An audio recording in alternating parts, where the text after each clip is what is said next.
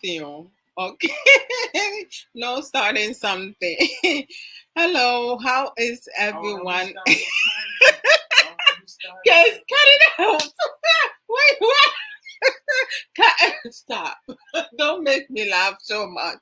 Oh my goodness gracious. Oh Lord Jesus. Oh, let me get myself together. How's everyone and their families doing? My husband is being silly today. I didn't say that. I didn't say that. Oh my gosh. Stop.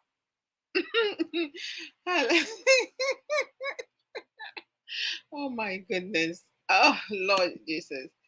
But I call me Mary. I put to say, he's getting me so like distracted today. Speak to him. Ask him to behave today. Oh my gosh. Okay. So today is Open Talk Sunday. Open Talk, with Open Talk, we can talk about basically everything, anything. The only thing I don't talk about is politics, religion, or accept any type of disrespect or insult. Hey, okay. And then here kwadai. Okay. Okay. So Aisha Ankra, Apomuti saying it's always a pleasure seeing you. Okay. Because when it comes to like politics and that, most Ghanaians cannot debate, right? Majority of them will result into insult and disrespect, especially when they don't have anything productive to say. So I stay clear of that. If I'm having a discussion and that comes about for the ones who are more, wise and able to have a constructive discussion, I don't mind, because there are some things that needs to be discussed as to whether or not whichever party you support or whatsoever, that's what it is. But I'll call you marry you one of these days. So, I mean, to say, today, open talk, as I said, but like I want to talk about horse playing and power struggle with parents and their children. Because when it comes to parenting, Brother Kwame Omari, to become a parent, you have to um, have some love making, having sex, or like doing your quickies. That's what results into having children, right? So in terms of horse playing, I wouldn't recommend horse playing, or roughing housing for children with children, because a lot of times some children do not have the capacity or the ability to know, say, okay, this is too rough, or like, this is inappropriate, because we have appropriate touching and inappropriate touching, right? But like nowadays, because of video games and technology has advanced big time. So a lot of children nowadays are kind of glued with their phones, iPads, tablets, video games. Thank you, Jane. Video games and social media. A lot is going on all around. So some parents, they working so much, especially the father figures, right? The fathers within a marital home, or like just co-parenting. They do most of the work, so fathers spend less time with their children, um, and some of them don't even have the time or the opportunity to do so. But like when we talk about horse playing, I'm talking about parents being able to play with their children, which is of course, known as horse playing, um, or rough housing, right? And this type of playing can, benefit um, our children. It can give many benefit for both the children and the parents.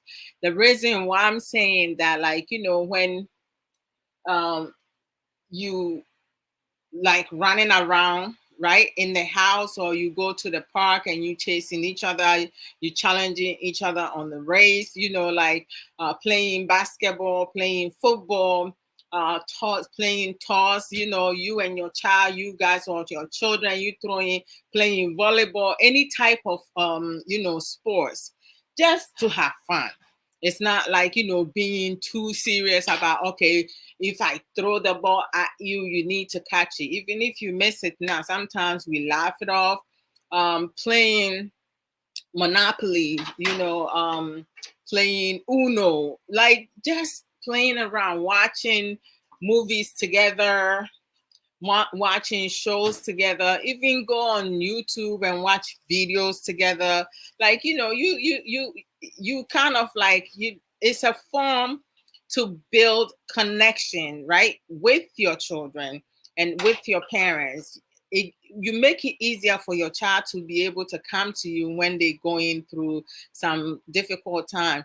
Some of our children, they children also become stressed, and someone will be like, how is that possible? Children, they don't have any bills to pay, no bills to pay, or like they don't have any responsibility. Why are they stressed out? Trust me, I'm not sure about y'all, but when I was in school, I didn't like school at all. I didn't like going to school.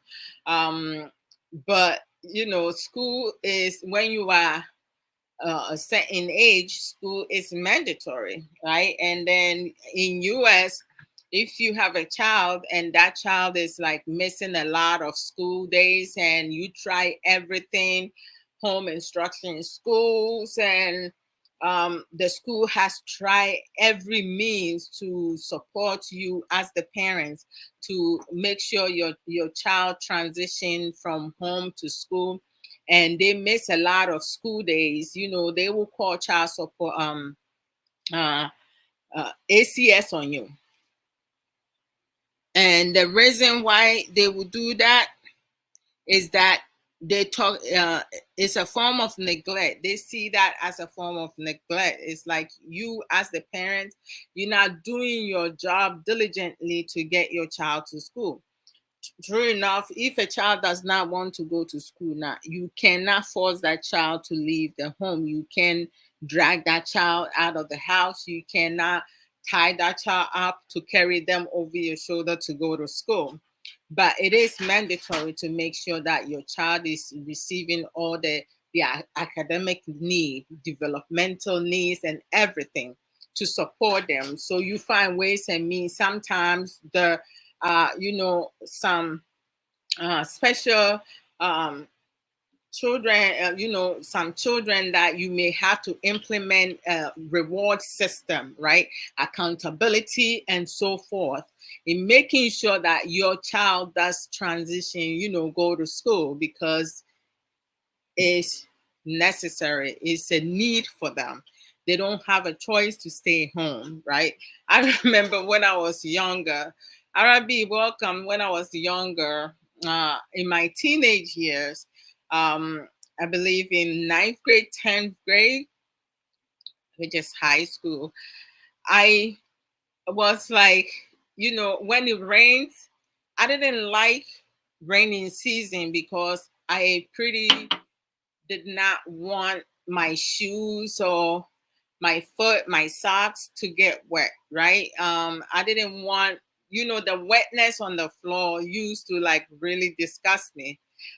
So, and then sometimes you holding on to that umbrella and there's a wind, sometimes it blows, or it broke, and then you get wet, your clothes get wet and stuff like that. So I really did not want to go to school. Each time it rains, I will pretend to have headache, I would tell my dad, because my mom was working certain hours, so my father was home in the morning time when we getting ready to go to school. So I'll tell my dad that I'm not feeling well, I'm having a headache, and my dad will like give me Tylenol and a glass of water for me to take it. And then once I finish taking it, in my mind, he's going to let me.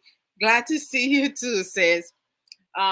In my mind, he's giving me the Tylenol for me to go back to sleep. But then once he gives, he watches me take the Tylenol, drink down the water and everything. He'll be like, "Go sit in the car."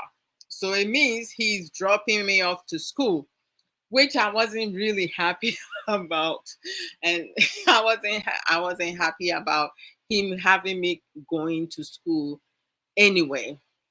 I wanted to skip school so bad. For 4 years, um, high school, I was never absent one day. My doctor's appointment was scheduled after school. Dentist appointment were scheduled after school. There wasn't any day during the school days that I got the opportunity to stay home and rest for that day.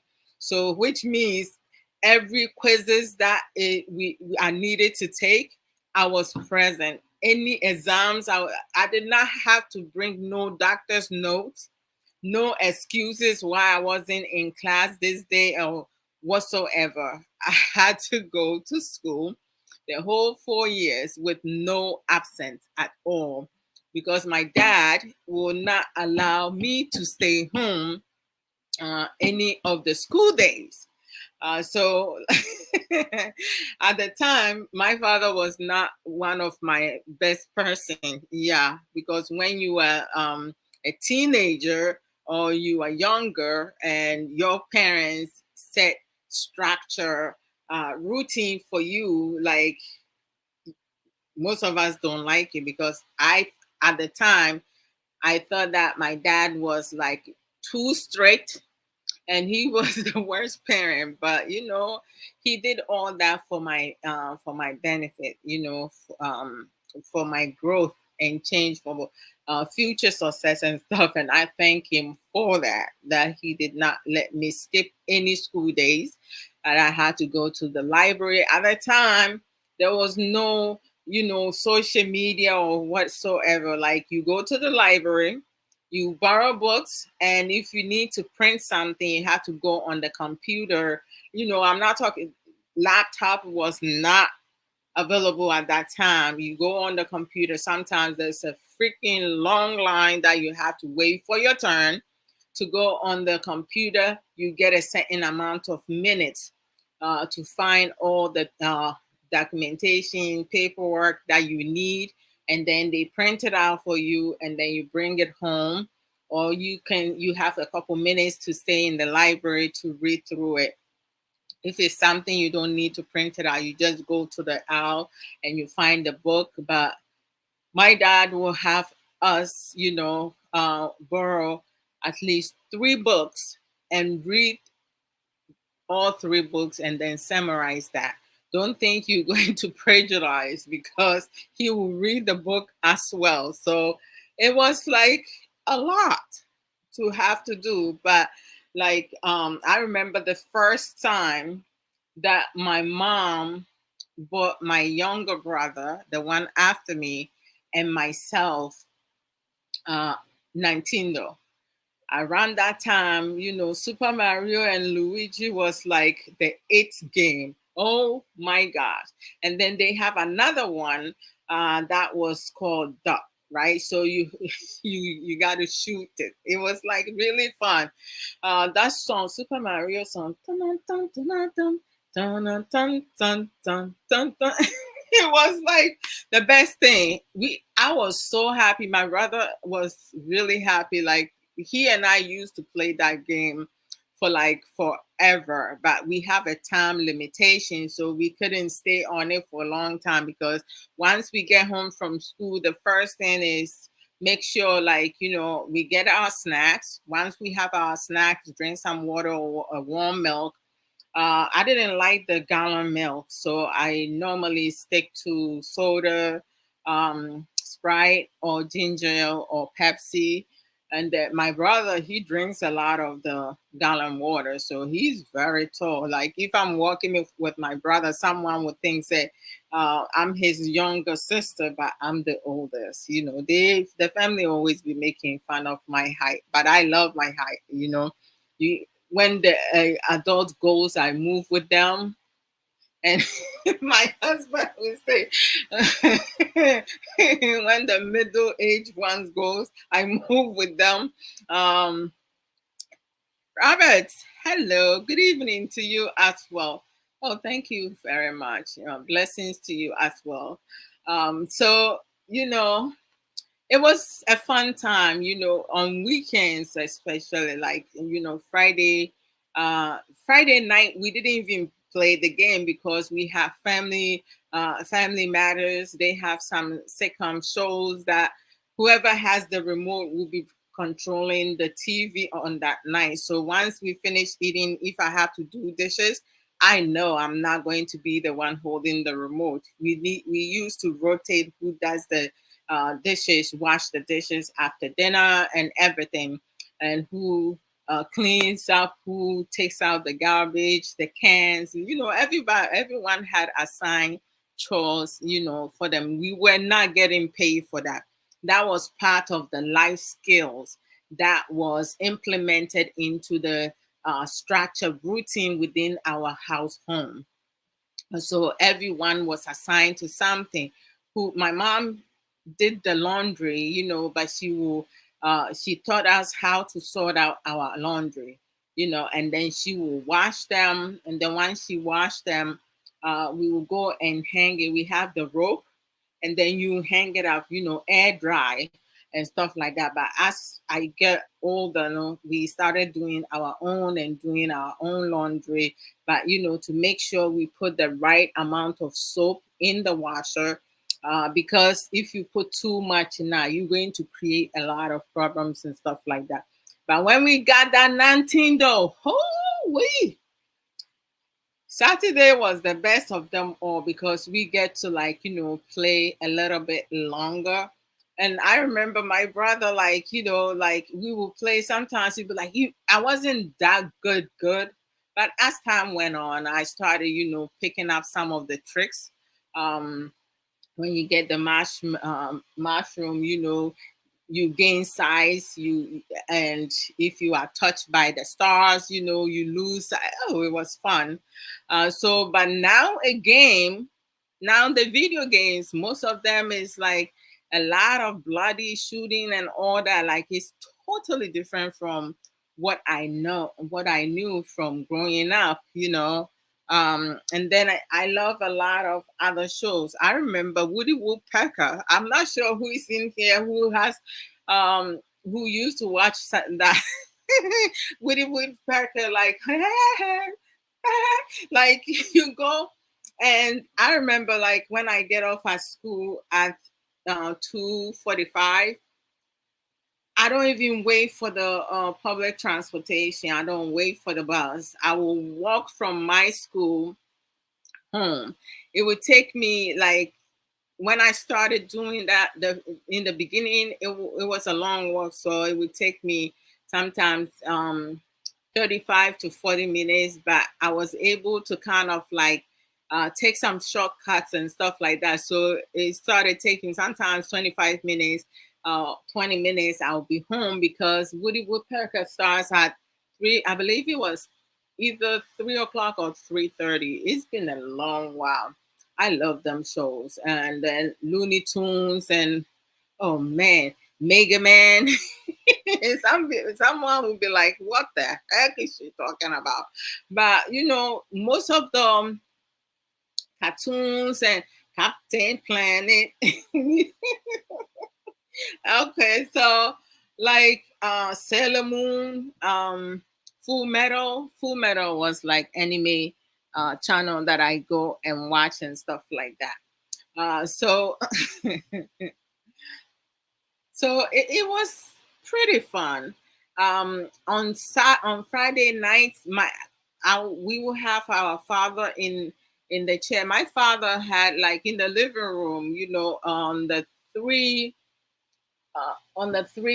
chair seated sofa. Like, my father has a particular spot that he will sit. So no, even if he's not there, none of us will sit over there. We will sit every other place with the exception of that spot, because he always sit in that spot. So we didn't, do anything to disrupt that. So when he comes and join us, he goes directly to his seat. But and then my mom, like, on the other three chairs, seated chair, sofa, like, my mom also have a particular spot that she sit. But where our mom sit, it don't matter. Either one of us can go sit over there, because she didn't mind sitting in any other places. And sometimes I remember I used to like to sit on the floor, either in front of my mother, or like beside my dad, or like I'll sit with one of my younger siblings, and we just watch shows together. So every Friday night, the whole family will sit around together, to watch Family Matters, Step by Step. Like, there was like so many shows that, for families, and it was fun. We kind of bonded um, together, very very close. But nowadays, you see your children. You see some family. You see some of the children even stay in their room and close their door. Some children will put a sign in front of their door saying, say, "Do not come in, do not enter," or like, "Do not open my door." Like, I don't understand. How is that? But they will close their door and they will not come out. They will isolate themselves in their room. So you don't really, as a parent, you don't really know what your child is doing behind the closed door, which websites they're going, and stuff like that. So we need to go back to, playing with our children. Board games. You can have family days, family night. Maybe once every week. It could be during school nights. I don't think it's appropriate, because you don't want to stay up too late, and then the child is having a difficult time getting up in the morning. But if you, like, over the weekend, you have one day out of the week, or even once every 2 weeks, you have your family time, whereas you and your children will sit together. Sometimes we have the children pick a show that they both like to watch it, and then as the parent, we watch it with them. And then at times, you guys can,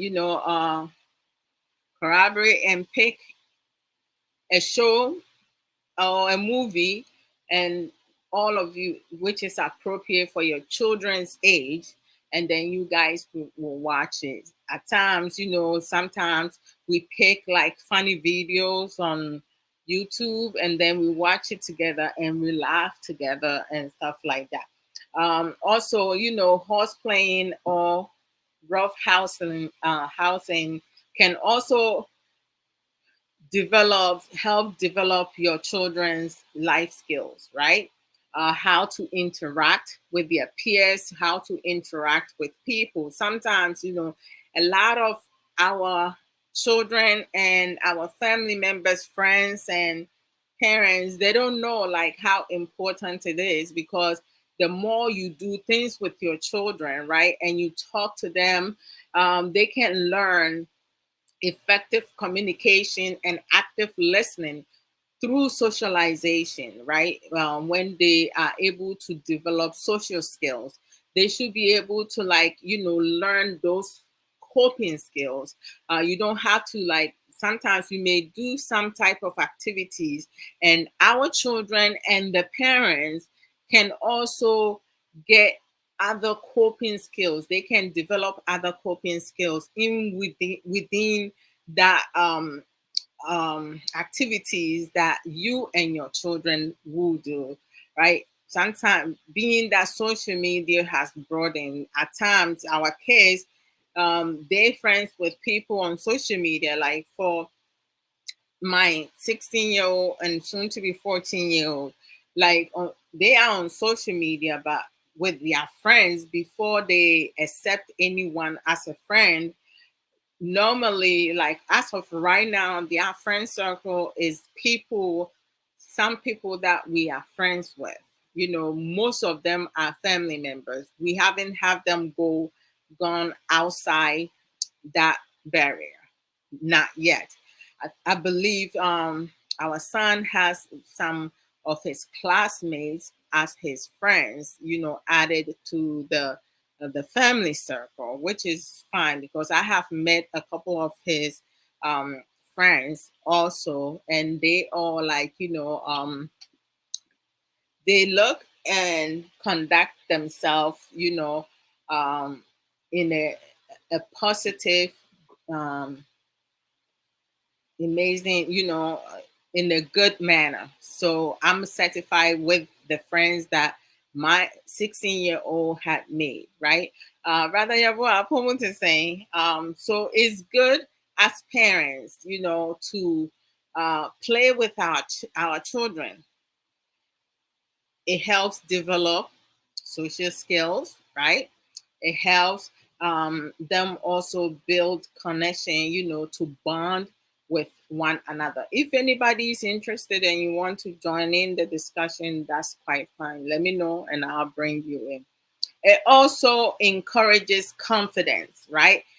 Because some of our children, especially most Ghanaian parents, right?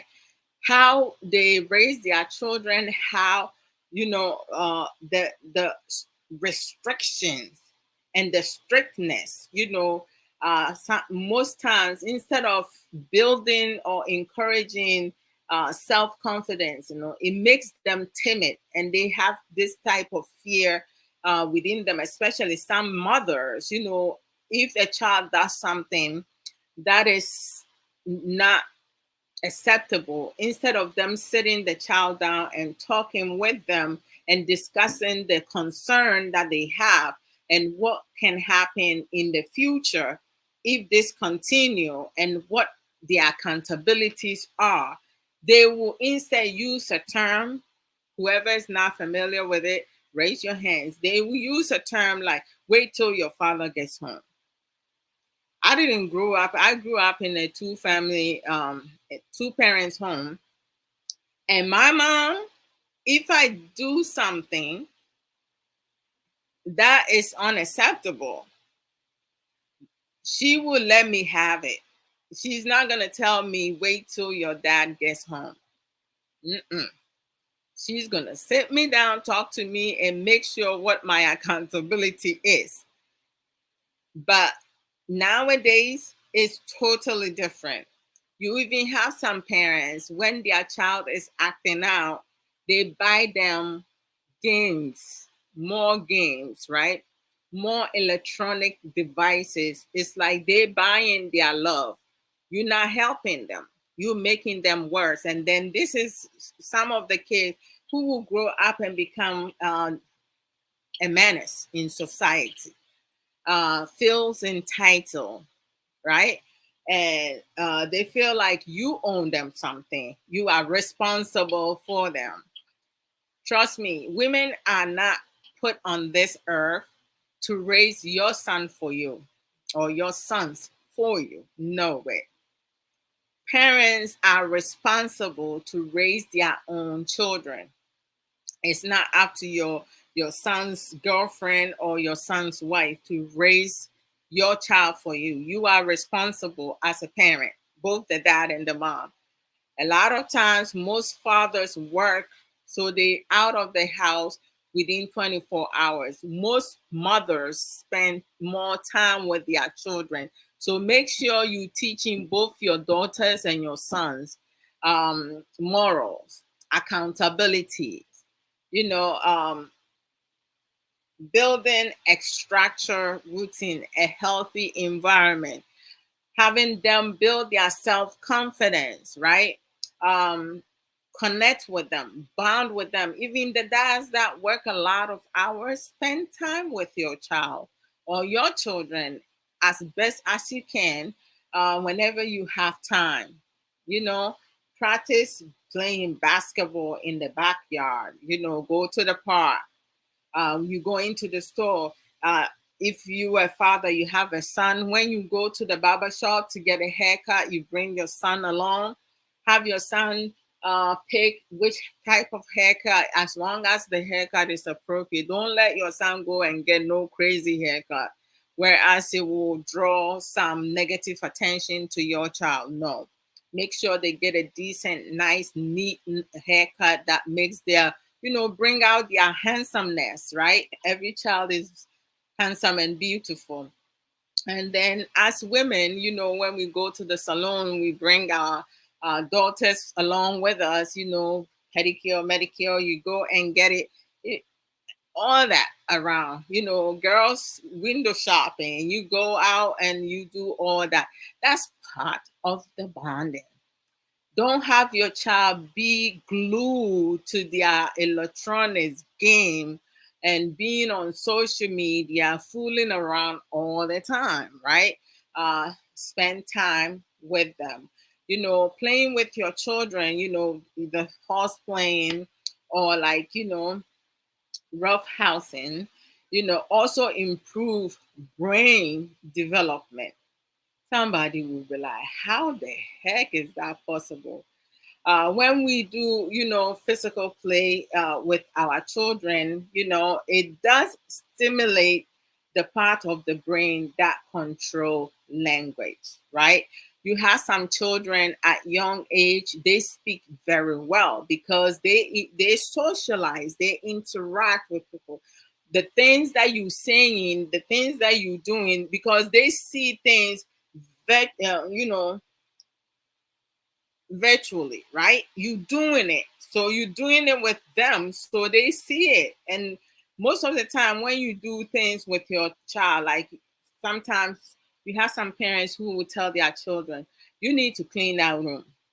You go out or you go and cook and or you go to the other room, you go back in the room looks the same way. Your child has not touched anything. And you start like, why isn't this room clean? Didn't I tell you to clean up this room? What is wrong with you? Okay, if you do not clean up that room, you're not playing your game. Give me that goddamn electronic. Give me your iPad. Give me the game controller.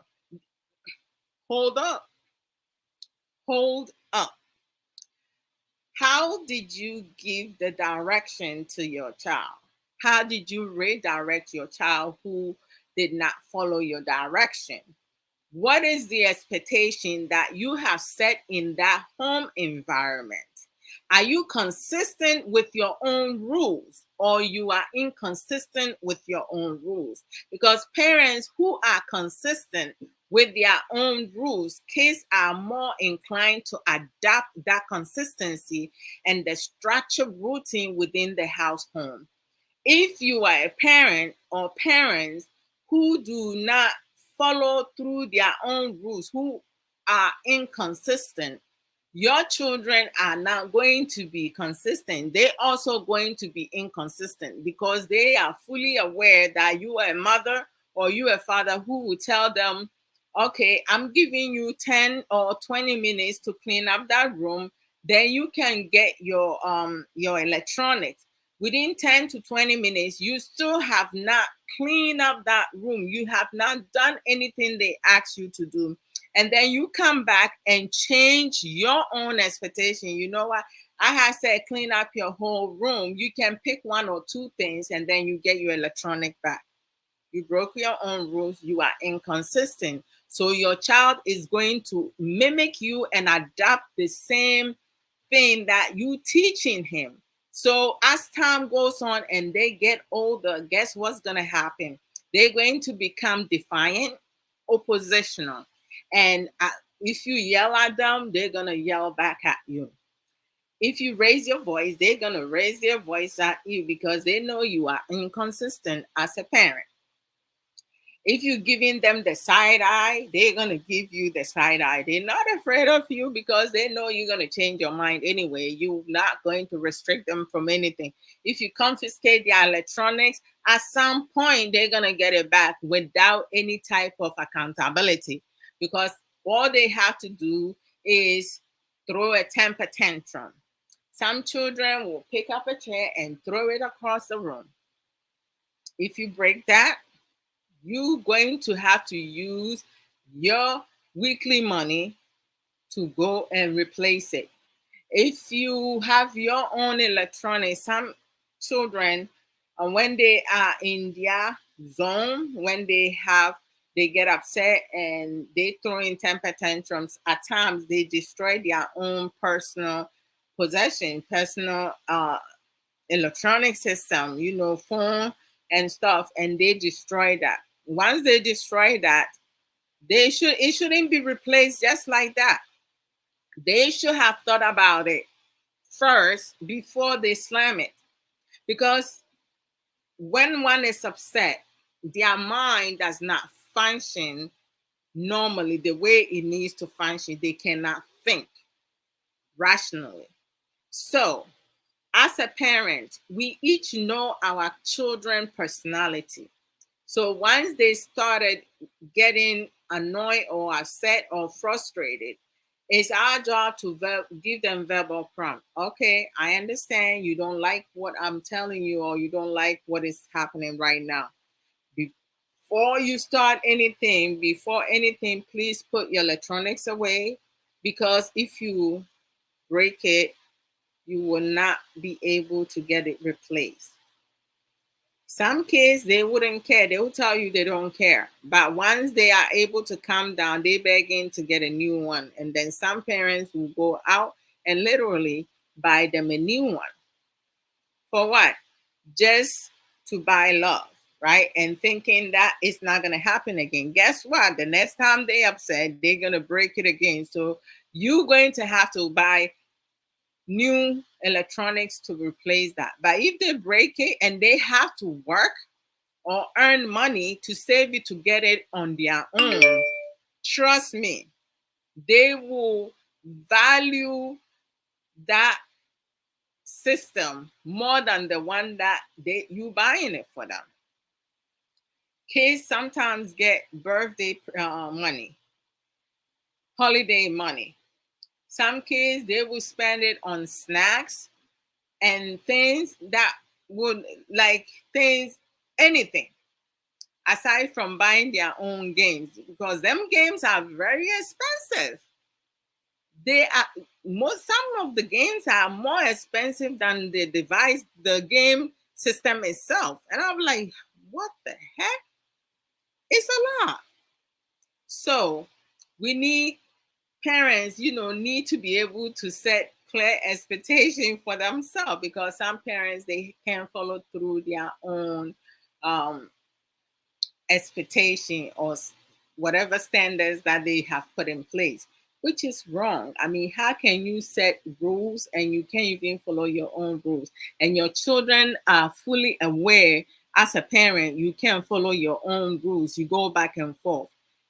You don't know when to say a yes and when to say a no. There are a lot of kids, or even some adults, they cannot be receptive to the word no.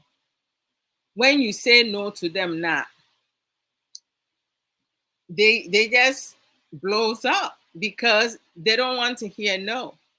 Okay, if you want to raise it, okay, no, you cannot use your electronic because you have school day tomorrow. If children have school the next day and you have them playing video games and using their electronics past 8:30, trust me, it would take another hour for them to put it away. If you do not take the electronic away now, by the time you are sleeping in the middle of the night, they're still using that electronic because they have it in their possession.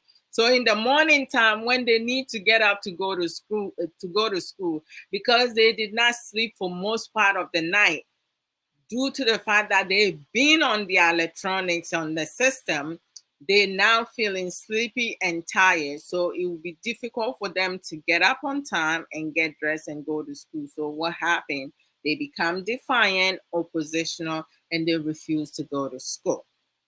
And it becomes a habit because you, the parent, had allowed that routine to happen for so many years. Some kids have had practiced that behavior not for a couple weeks, not for a couple months, for years, and nobody did anything or said anything. So if you come in and you want to change that setting, trust me, it's going to be very challenging, because you come in and you start doing something productive and it's working, and the parents do are not in the same page with you, they don't follow through that. Now you just wasting your energy trying to teach someone else's child the way to do things and teach them better coping skills, because everything you're doing will not amount to any type of growth and change. So, I mean, parents, we are our children's first teacher. We cannot expect someone from outside to come and fix our children.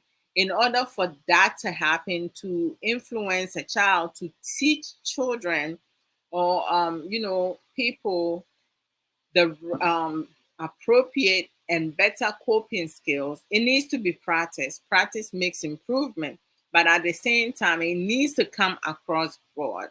So every person who works with your child, they need to follow the same routine and the same regulation. So the child is not foreign to something else, right?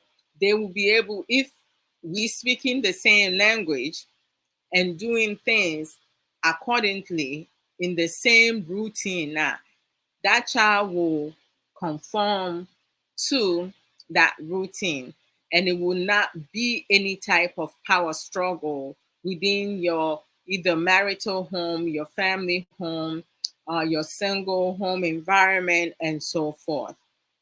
Everything that we teaches our children, that's what they get used to. So when they you play with your children, you spend quality time with them, it encourages confidence, them building their confidence, also develop social skills, right? It can help that those the children learn how to regulate their emotions and arousal, right? We have some children, when they are around, like young boys, when they are around female adults, even, and females, they start, touching themselves sexually inappropriately. Some of them is not that, some of them is a habit. Others, they do it intentionally to see the reaction.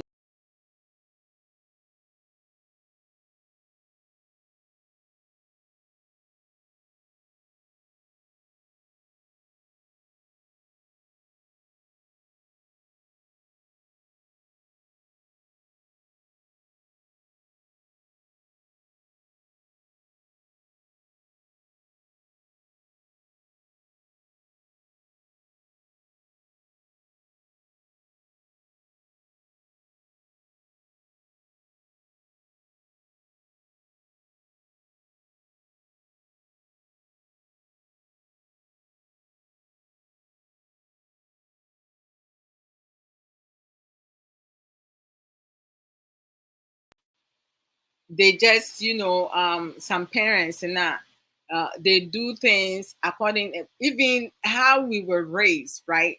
Some parents, you guys tell me if I'm wrong or right.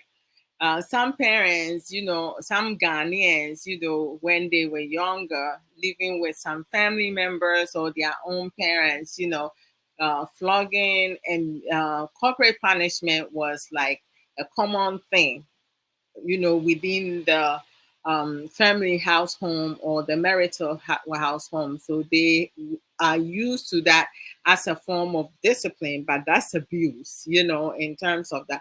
You can hold your child accountable, have conversation with them, and make sure, say, like with my kids, like I resort into using other strategic, planning.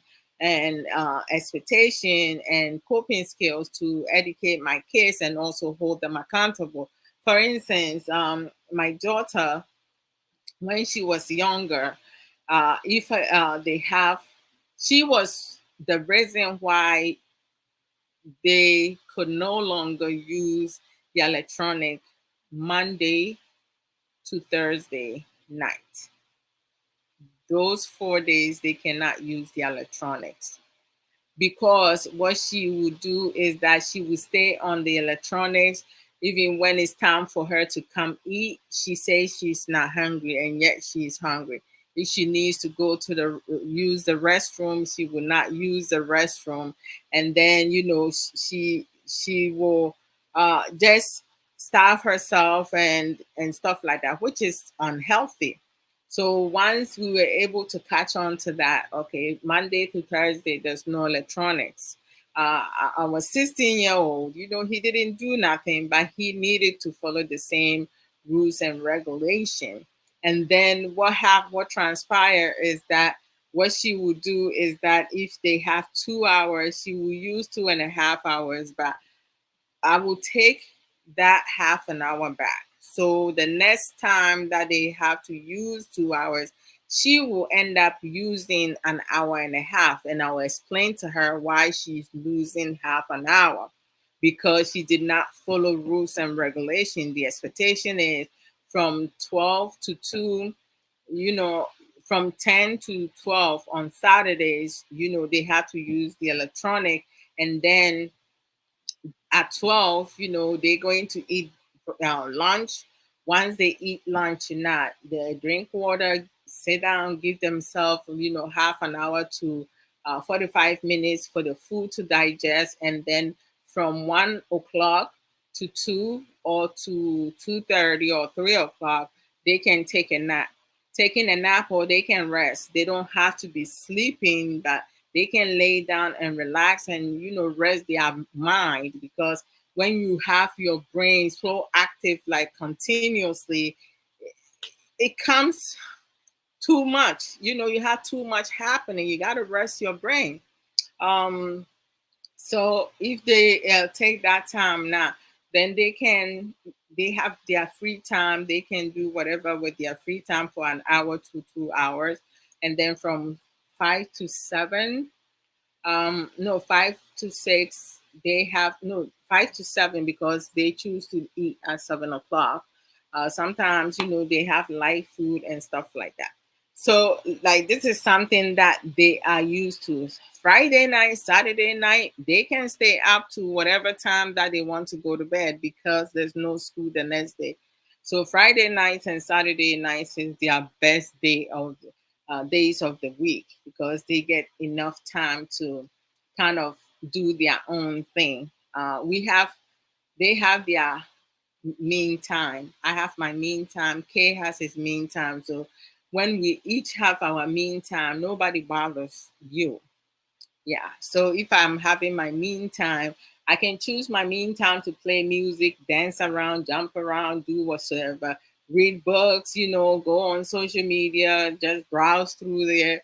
Kay cannot come and bother me. The kids cannot come and bother me. If they need something, they need to go to their dad for it. When Kay has his mean time, they come to me. If they need something, they cannot go and bother their father. When they have their own time, we don't bother them. I don't call them to send them to grab me anything whatsoever. So a lot of families don't have this type of implementation, quality time spending, playing games together, watching shows together, laughing together, doing things together. A lot of family members don't do that because of their work schedule and shift. Even if their dad is not home, I make sure that I do spend time with them, instead of them isolating themselves in their rooms and not doing nothing. And in terms of uh, parents playing with their kids, I spoke about where it improves the brain development, right? And it helps them with their emotional memory, also their language, logic. It also help them with self-control. Children learn self-control, right, by watching parents hold back their strength when playing, right? Like when you horse playing with an adult, they know how much strength they should put in. When children play with children, horse playing, a lot of parents, I don't allow horse playing between my kids because they cannot measure their strength. And, you know, I don't want one breaking an arm or a leg, or something seriously happening, because when kids horse playing now, at times, they don't have uh, the capacity to think ahead. If I pick up my brother or I pick up my sister and slam her on the bed, maybe, the edge of the bed, their head can hit over there or stuff like that. But with an adult, they have that mentality. So they make sure that they play safe. Children don't think ahead to play safe. So with the kids, we don't allow them to horseplay back. They can, play around even prior to coming on. Kay and Nana Kwesi were talking, and Kay made a funny statement, and he started laughing, and then I was like, he's looking at me, and like I'm laughing at the two of them. He was like, what's going on, mommy? I was like, nothing, just seeing you and your father, interacting in such manner. No, it's good to see you being in a good place and being able to, like, play around with your dad, or like, make jokes and stuff like that. So a lot of times, it relieves stress for children and also for adults. Children, when they go to school, some children struggles with math. That's the stress itself. They get stressed because of a certain subject that they're struggling with. So parents are in a good place to basically get them a tutor or after school, whereas you have school personnel assigned to help your child understand the formula or whatever problem solving that they have in problem, if it's algebra or whatsoever, to help them be able to have more understanding. So it helps physical activities, that's relieve all that with our children, and the adult, the parents. Sometimes I'll tell my kids we're going to have a dancing competition. My daughter, like, she could dance, because she watches, those teen idols, dancing here and there. Like, she loves music like her parents. But she's a bit shy, because most before, when she was younger, she would just do it. She would dance anywhere, whatever. But now she will close the door, and if you go and knock on the door or open the door to see what she will stop what she's doing. So I guess she will grow out of it at some point. Who knows? So, like, um doing physical activities can help children regulate their mental and physical health, right? Even sometimes, maintaining a good weight, appropriate, a proper way, because sometimes you have some children, they will eat so much snack, they don't do any form of physical activities, they don't move around a lot. Even in the middle of the night when their families are sleeping, they're still in the kitchen, in the cabinet, looking for more snack and stuff like that. So some parents will resort into putting a lock in the cabinets just to prevent their child or children from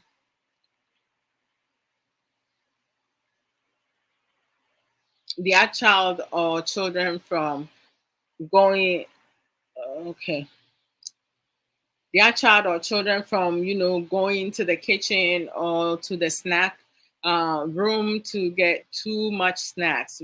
Snack is just something you have between meals, right? So it's like there are some parents, like, they use, like, they will make a light sandwich as a snack, the healthy one with some greens and stuff like that. A lot of kids don't like eating, vegetables. It's a struggle for them. Me growing up, I didn't like it, but what my mom resorted into doing, she started cooking white rice with rice and peas, right? Rice and peas. So I didn't have a choice. In the beginning, I would try to like take out the rice and peas, but then there will still be some in there stuck in there. So I finally gave up and started eating it together. So she found a creative way to make sure that I was eating the veggies. I didn't have any choice in that. So that was a good way to do about it. So I do the same thing every now and then with my daughter because she doesn't like eating them. Nanakwesi love eating salad. Like you can give him in the afternoon, in the evening, he will eat whatever you give him. To travel with my son, the 16-year-old, whatever you give him, he will eat. He's not picky with food. But mommy, oh Lord Jesus, that child, you have to get something that she wants. She doesn't like eating anything. She has particular food that she eats. So sometimes it's hard. Uh, it's it's hard sometimes, to get her to eat a lot of things. Sister Sage Williams, welcome, welcome, welcome. How you doing? Sister Sage is greeting you guys. All the beautiful people on the platform. Emo Akwaba. So it is good, to horse play with your kids. Don't have your kids horse playing because we don't want anybody getting hurt.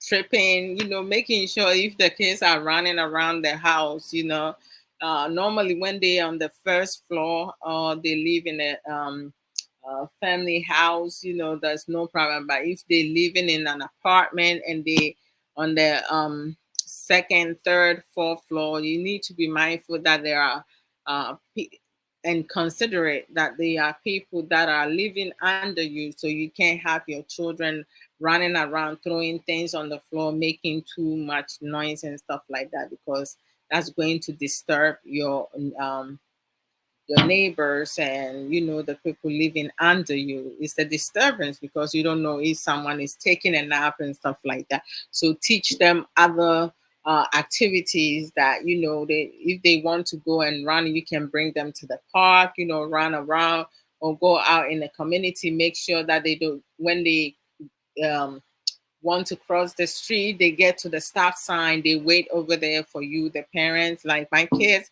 they can walk ahead of me, but when the minute they see the stop sign, they know that's their cue to wait for me to get there, and then we cross together. Yeah.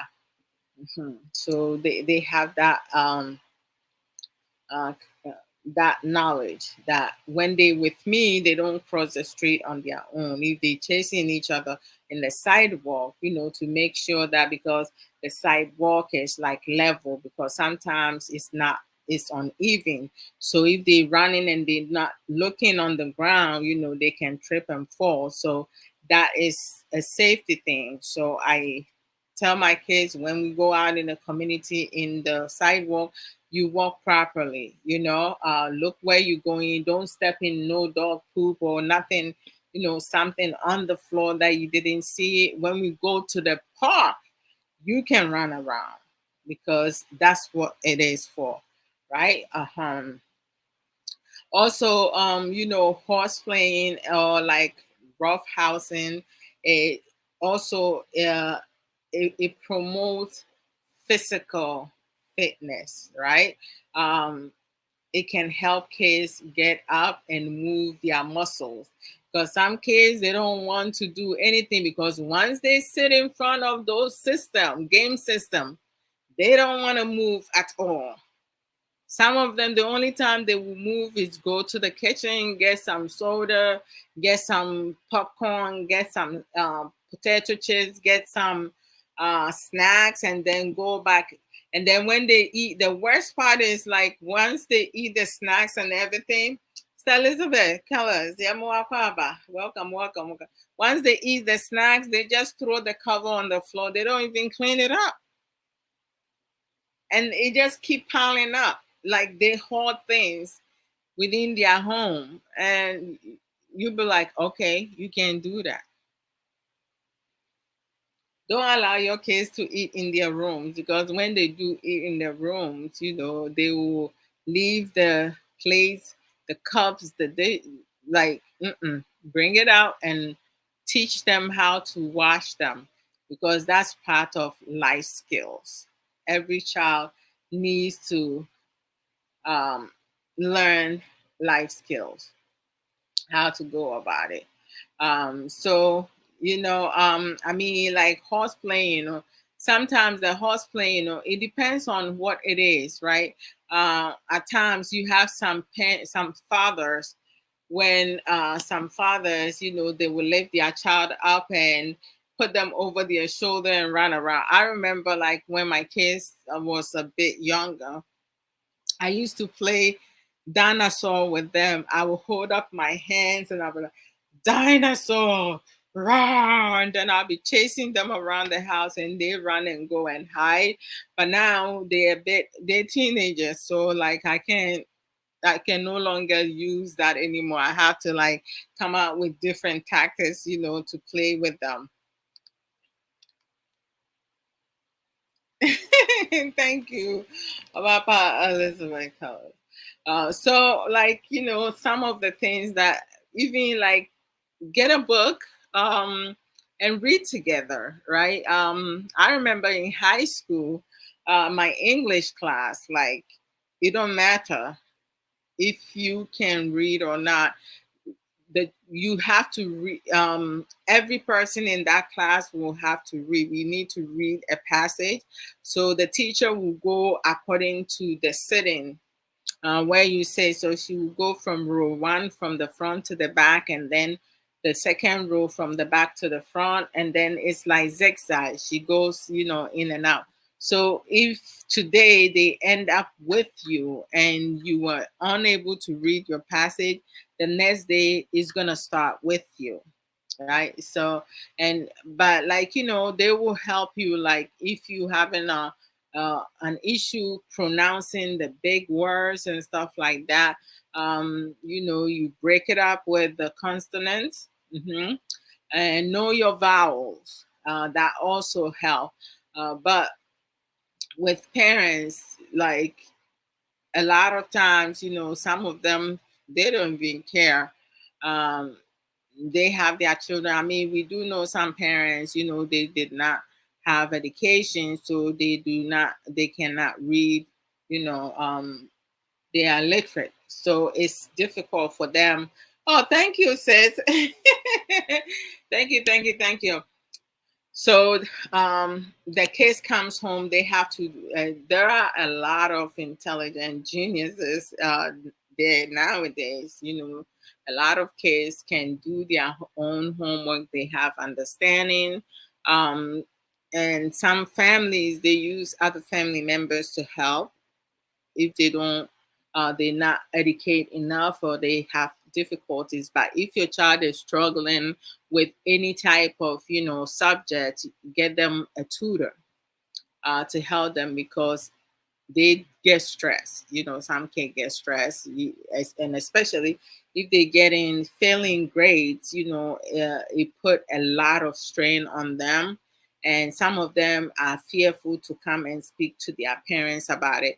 I was watching this documentary, oh no, on ID, investigation Discovery Channel, ID channel, and it was so sad. There was this young woman, she went to, she was very promising young woman. She graduated from high school on the dean's honor list, and she got a scholarship to college. And when she went to college, I mean, college is totally different, because going to high school here, in high school, everything the teachers discuss and talk about, they will write it on the board, so you just look and copy in your book and stuff like that. In college, the professor will speak and you have to take your own notes. The only time you see the professor writing something on the board is a particular word that is not common. So they will write it down, and then everything else they will talk about, you have to write it. So I remember in high school, I used to bring a recorder to record it. And if there's a word that I miss, I will leave a space. So when I later listen to the recorder, I will um, write the word that I missed. It wasn't easy. And then there you do a lot of reading because the textbook that you get, you're going to have to be responsible for everything. Writing papers, you have to do your own research, everything is on you. So it's like your effort is what is going to put you out there. So when this girl went to college, she struggled with that. The first year she barely passed her class, and then the second year she was struggling big time. So she ended up losing her scholarship because she was doing very poorly. She hid that from her parents and everything. And then it got to a point, because she lost the scholarship, they kicked her out of the school, and she wasn't supposed to come back the next semester, but she went anyway, pretended like nothing had happened. So the dad called the school, and the dad went to, they have this website that the parents can go, and I believe he has to pay a couple money for something else. And when he went to pay, they told him that the daughter is no longer registered. And he was like, what do you mean? So he called his daughter to speak to his daughter, and his daughter was like, that's a misunderstanding, it's not a big deal, that I will take care of it. But the father had to go back to work because something came up. So he left to go to work. The mom came home. She called the school because the father told the mom what was happening. She called the school. She didn't get anyone to speak to. So she left a message for them to call her back. And then she called her daughter and have her daughter come to the home, their family home. The daughter came, she and the mom got into an argument, heated argument. And as they were talking, the school called the mom. And the mom walked away to the kitchen to receive the phone call. And when she um, started talking to the personnel, the school representative, she was telling the mom everything that was happening. So mom was able to get more adequate information than the dad. So the girl realized that she's caught, everything, the jigs is up. She picked up a weapon and unalive her mother while her mother was on the phone. So the people can hear the mom screaming for help and stuff like that, but they couldn't do nothing about it. So they called the officials to do wellness check. When they got there, the girl has changed her clothes, and then she acted like someone broke into the house and everything. But one of the seasoned detective was able to see through her facade, and they arrested her for unaliving her mother, just because, like school, she couldn't keep up the grades, she lost her scholarship. And instead of telling her parents the truth or letting her parents know when she started failing, for them to get her the help, this is her solution, right? And so, like, we need to be able to build a bond and relationship with our children, and have our children understand, like, when they are struggling, when it comes to, yes, Arabi, she unalived her mother because the mother was able to find out that she got kicked out of the school. She didn't want the mom to tell dad. So her solution of making sure everything, nothing comes out, was to unalive her mother. So she ended up being jailed. Her life is over. I mean, you would think that she will tell the parents the truth, and she had a good relationship with the parents, but she felt embarrassed. She was stressed. She was, I don't know. They said that she didn't want she did not want to disappoint her parents, right? But I mean, to the extent that she took her mother's life away from her, and it was brutal. I mean, it was just crazy. I was like so sad. So I couldn't believe it. I was like, how the heck you went from this to that? And she was a good student in high school. Everything, she went off the rail like in college. She couldn't handle it. She didn't know how to, being having the freedom to live on her own, and she did not reach out to her parents that she was struggling with the classes that she was taking. And her scholarship is based on your performance. You need to maintain a certain GPA grade, like 3.0 at least, right?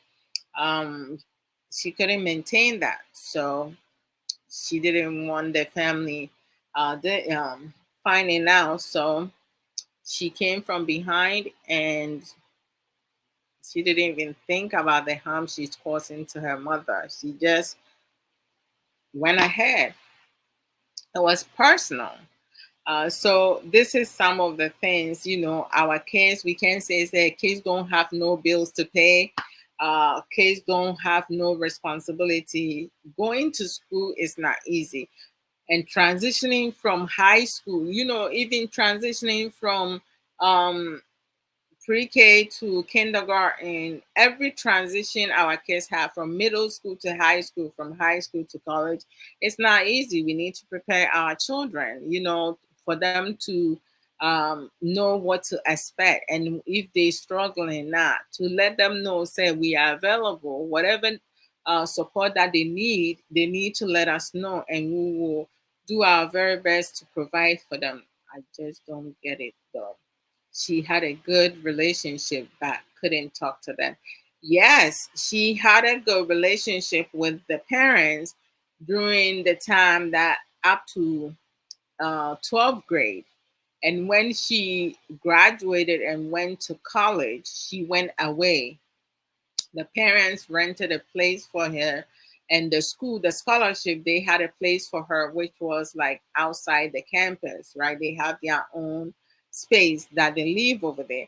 The first year she realized that college was not the same as high school, but she told herself that she would be able to do it. She didn't want to disappoint her parents, because in high school she lives home, so like she had all the necessary support. But the fact that she had transitioned, she's now an adult, so she wanted to prove to her parents that she can handle everything. She became overwhelmed, and everything. And instead of letting her parents know that college is very difficult, she's struggling with her classes and she needs help, that's what she resulted into doing. And she was a loner, she didn't make any friends, she stayed to herself, so she wasn't getting help from anyone. And also the school had a lot of, they have tutoring section, resources. They have a whole bunch of things that she could have used it, but she just resulted into isolating herself and, telling herself that, okay, I can do it on my own. I don't need to tell my parents. I don't want my parents to find out. So once she failed most of her classes and she lost the scholarship, scholarship for good, she panicked. And she when she came home for a holiday, spent time with her family. They talked about, how the parents asked her how school is doing. She said school is great. Like, she was in denial. And then, when school opened, she's supposed to stay home. But she packed her things and went to school and was living on campus without the school knowing. So someone told them that she's still on school campus and they kicked her out. And that's when everything just went down. I believe there was more to it. She can't just unalive her mom like that. Well, it's likely possible, but prior to her on a life and her mother and I was talking about her being kicked out of school, um, with her father saying that they telling them that she's no longer registered in the school. And as they were talking, she was upset. Mom was upset. They were yelling at each other. Mom received a phone call. The daughter saw that it was coming from her former school. So the mom went to the kitchen and she had her back to her, to the door, to talk to the school official. So the school official finally gave mom everything. So mom was just finishing up the conversation to go back to let the daughter know that she can no longer hide anything because they know everything. She made the decision to go around the corner, pick up a knife, and unalive her mom by going, hitting her multiple times. I believe it was more than 30 something, stab wounds. It was very horrible. Brother Emmanuel Ejare Dankwa, how are you doing? Oh, good and blessed evening to you as well. Yeah. So, from the documentary, the information that they gave, the motive, they said the motive was with her on a life and her mother. She thought that that would solve the problem. She was so young. She was in her early 20s now. She was 20. Because the second year, that was when she get kicked out. So the motive in her mind, demand by doing that, she thought that would solve a problem, but she made things worse. And then once she unalived her mom, she came to, and she went and changed and pretend that someone else did it. She was trying to blame that on someone breaking into their house. The investigation, they saw that nobody broke in. The person who committed the crime was in the house also. And then the season detective, he saw that her hand, because when so we use so the second will be a etimi etwitwa wo nsa nti na ɔmo hu saa abrasion no no ne ade, and they arrested her, so she ended up going to jail. Yeah, sometimes when you hear some documentary or some um crimes now, their motive, it does not make any sense. She could have simply, big deal. You went to college, you flunk all your grades and you fail and you get kicked out. But for me, I will tell my parents that I'm having a difficult time. If I need a tutor, they will have gotten me a tutor. But this girl, she just wanted to take everything on. She became depressed, and frustrated, and she just ended up doing what she did, thinking that her problem will be solved, but she made things worse than that. At the end of the day, her mother is no more. Her father was very heartbroken. I think if the dad was in the house, he could have prevented it because it was a young woman. Um, and she knew her dad was not coming to the house for quite some time. But the fact that she did all that, and the reason why the police and the investigators came to know about it was when she did that, she committed the crime. The mom was still on the phone with the school personnel, her former school. So they're the one who called the official, the cops, to do a wellness check.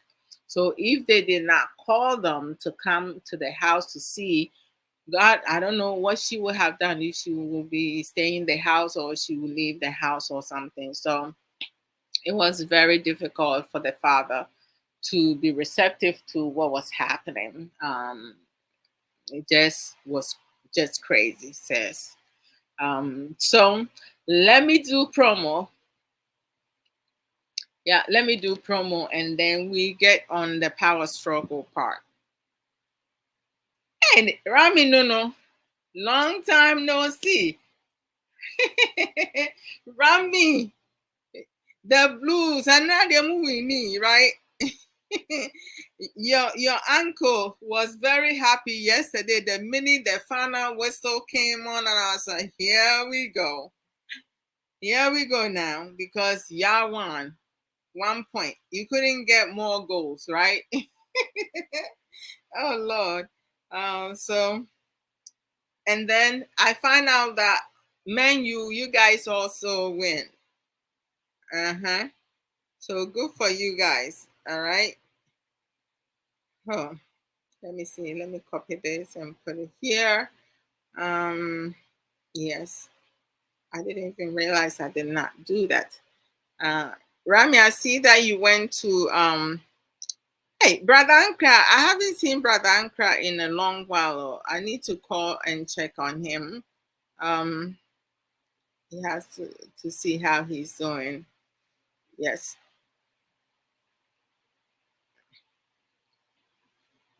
Wait, where's my sister? Crisscross. Uh-huh. There she is. I was like, where is she? All right. That's much better. Okay. Greetings, Rami. How are you doing?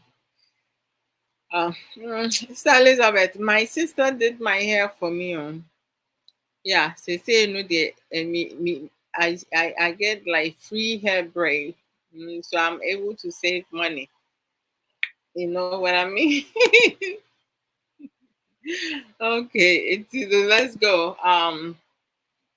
All right, so for here, we come and learn together, give information and also learn from one another. And so I thank you all who have, come in with their productive contributions, those who share the program, invite friends to also tune in for them to be part of the program. As I said, when I like on Saturdays and Sundays, uh, on Sundays is life issues. So for life issues, it's either freestyle or open talk. And then Saturdays we suffer some more. So by yesterday, because Ghana, hey, when it rains, light off. There's no program going on. So yesterday it rained where he was at, and the light were out. So we couldn't do live yesterday. I don't want to take that away from Suffolk, whereas he's not able to join and I come in and do program, because I know most of you tune in to come and listen to Suffolk's teaching. So hopefully this week Saturday, we'll be able to stream live without any Mother Nature disruption or nothing whatsoever. 67 years, and we're still going through rain light off in Ghana. Hey, this country there. Amaya free Nsem bebree.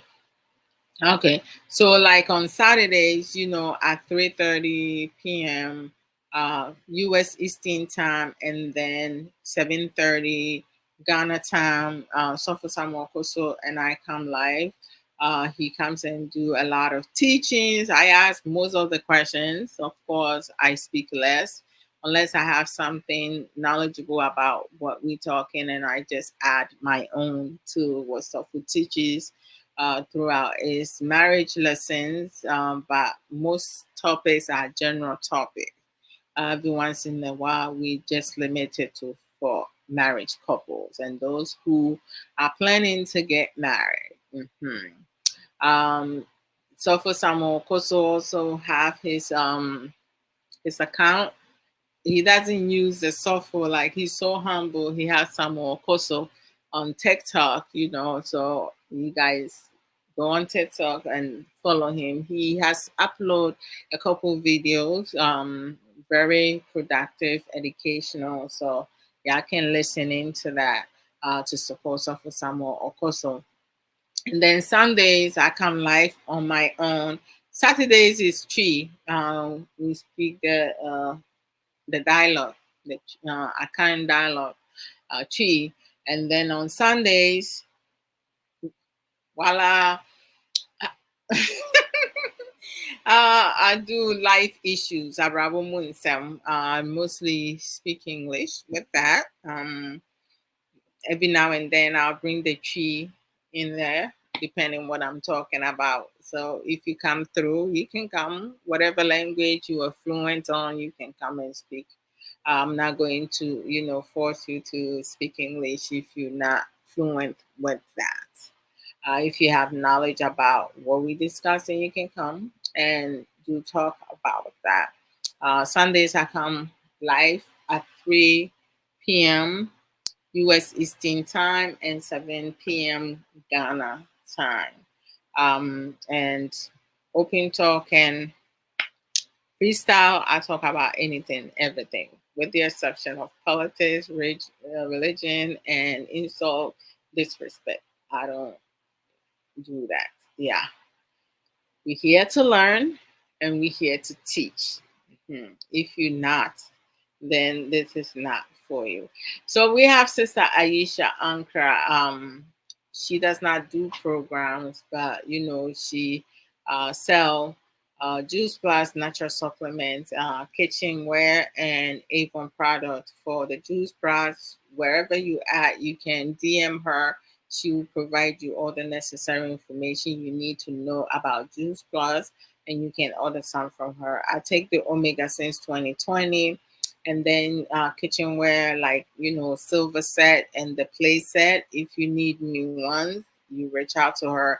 If the shipment costs more than how much you purchase, then she will redirect you elsewhere. That's how she is. She also have a lot of resources and knowledge about children who are autistic, because she does have a son who is autistic. So it's like whatever information that she has, she does not hesitate to share with parents who are also going through uh, that challenges and difficulties to support their children.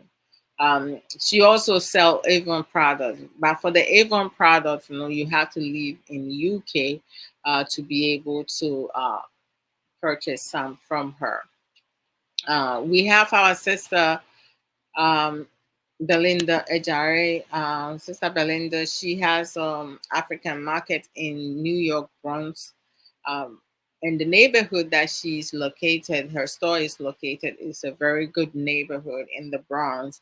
The address is 1163 Boston Road, Bronx, New York, 10456. So if you uh, come to New York, travel to New York, and stop by the Bronx at this address, or if you come from upstate, make sure you check out her African store, to get the best African food to support our sister Belinda Ejare. And then we have Sister Sage Williams, on TikTok, she's known as Lady Coco. And, you have t shirts by Sage. Also, she uploads some videos and have some images of her website. Her website is sageshare.com. You go there, she have a lot of authentic merchandises, boutique clothing, call it whatever you want to call it. The t-shirts, some of you have seen me wear the t-shirt, do exercise, do program, dance in it, and they're very authentic. The neck stays the same way as it is, round and neat. The shirts does not fade. I have washed them multiple times. I have had some of them years ago, over 2 years ago, and they it still look new as it can be. She also sell dresses, one size fits all. 85% of the dresses is one size fits all. 15% you have to have a 32 waist in order for you to fit yourself and zip it up. um, she sell cream. You use the cream for whatever that you need. I have been using her cream for like 3 years now. I don't have any complaint about it. Jewelries, earrings, necklaces, bracelet. She sells beads, scarf, handbags, other accessories. So you go to sageshed.com, and you will see all the merchandise she has on her website. If you do go over there, you see the design or the color of the shirt that you want, but you don't see the design, you can, ask her. There's a comment box over there. Let her know what color you want or the design you're looking for, but you do not see it. Your email address is a must. Your phone number is optional. Once you send your order, she will confirm the order, and then she will make sure she get your items to you at t- uh, she will get the products to you as soon as possible. Her customer service is fantastical. Mwah. I mean, like, she will send you the tracking number so you can track your packages, your merchandise, when she send them. For me, when she send it, I don't even pay attention to it because I know if she tells me I'm getting it on Wednesday or in a week time, I will get it.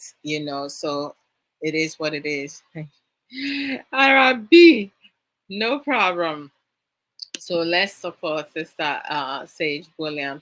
And then we have our sister um, Arabi, on TikTok, Lulu's niche. So, like, if you need anything at all, you can reach out to her on TikTok, Arabi, or Nana Araba on Facebook. You send her a message on Messenger or TikTok, Arabi. You go Lulu's niche. You go to her Messenger and send her a message. She does work in Challenge Enterprises of Ghana as a digital marketing officer. Their website is www.challengebookshop.com. You go to that website, you see so many books, in terms of, getting closer to your maker, relationship, and so forth. Like, they have so much in that website. If you looking for any of the books in Chi, reach out to her. She will help you locate that, because I know some of us, trying to learn the Chi the proper way and be able to pronounce it without embarrassing ourselves. So reach out to Arabi, Nana Araba, and she should be able to support you. Yeah. So let's support Nana Araba. Uh-huh. And then we have Sister Awumre Kwa, lunchtime talk on Facebook, TikTok. She also, does program here and there live on her own, or at times she goes to other people's platform, educative, or educational platform, and she go and share some of her knowledge over there. She gives facts. Hi. The only person that knows my English name has to be someone that knows me personally to know my English name. So who is that?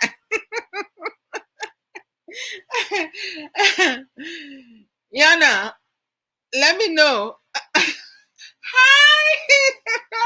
Hi, Miss Bergam. How are you? Oh, it's so good to see you. How's Samara doing? I know, I I know. Thank you for tuning in. Yeah, every time someone says my English name, I know the person know me personally.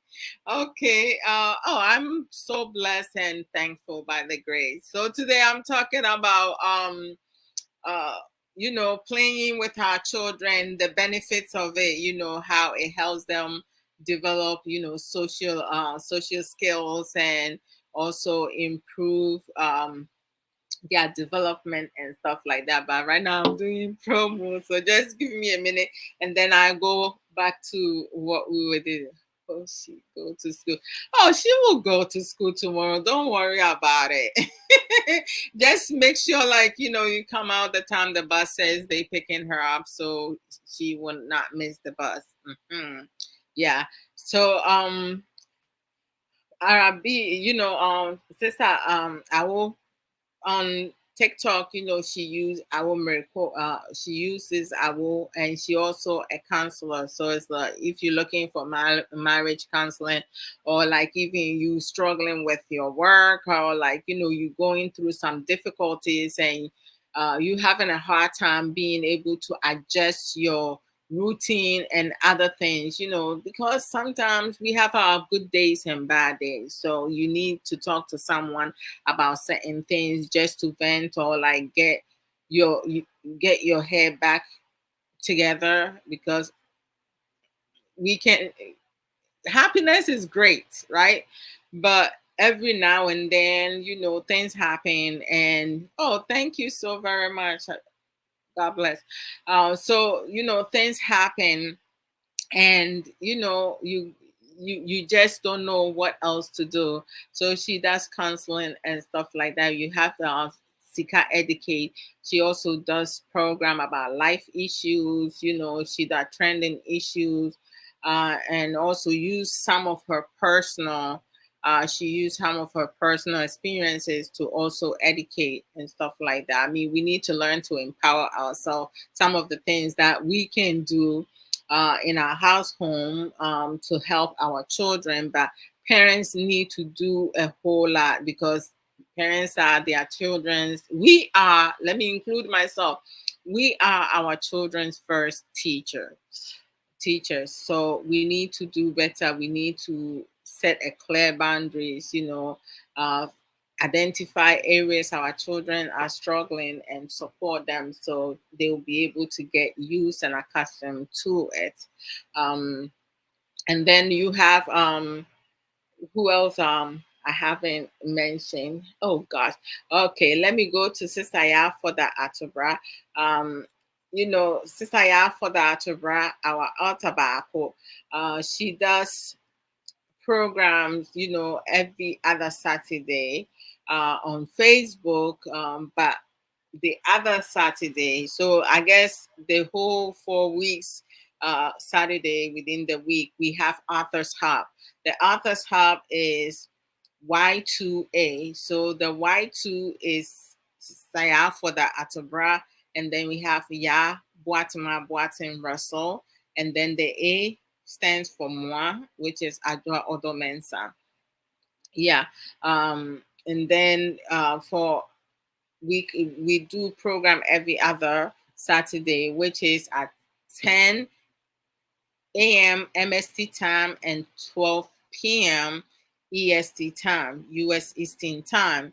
So we our mission for the Authors Hub Y2A is to inspire and empower each other and others who are, willing or inclined to like learn and grow and change, because things are changing, so we can't stay the same. Whatever we have been taught, we still need to learn better coping skills, things that we can use to kind of do better, right? Because as things are changing, we have to change along with it. We can't stay the same, but we always need to be kind to ourselves and each other, right?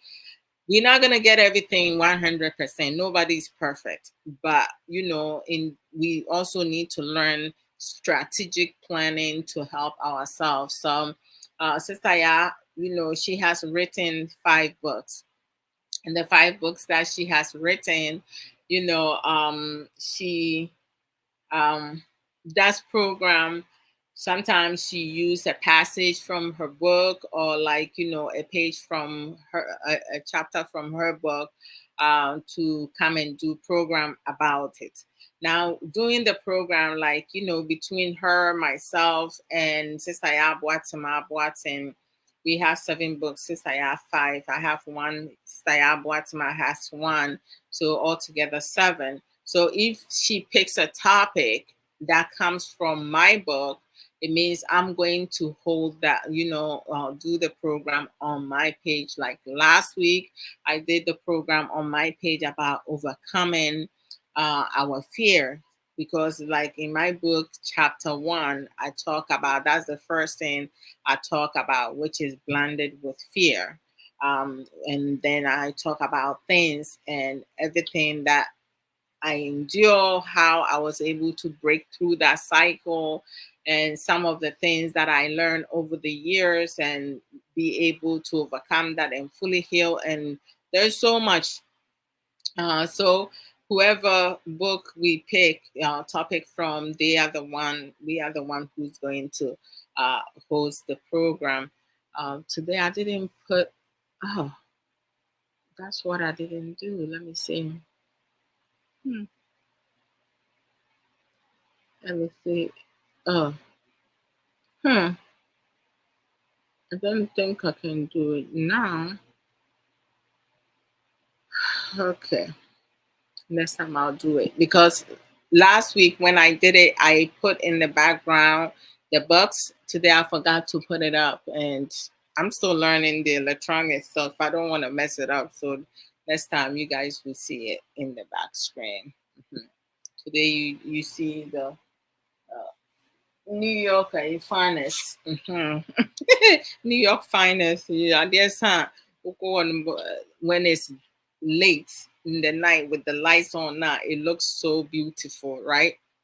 And stuff like that.